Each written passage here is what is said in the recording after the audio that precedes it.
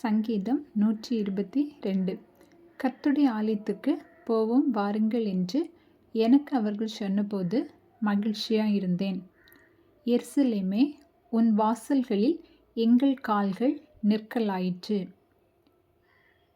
எருசலேம் இசைவினைப்பான நகரமாய் கட்டப்பட்டிருக்கிறது.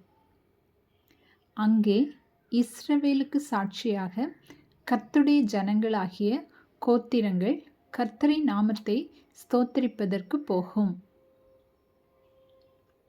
அங்கே தாவீதின் வம்சத்தாருடைய சிங்காசனங்களாகிய நியாயாசனங்கள் வைக்கப்பட்டிருக்கிறது.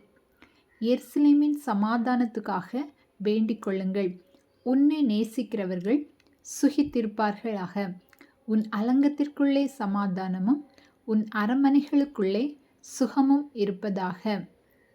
என் சகோதர நிமித்தமும் என் சிநேகிதர் நிமித்தமும் உன்னில் சமாதானம் இருப்பதாக என்பேன்.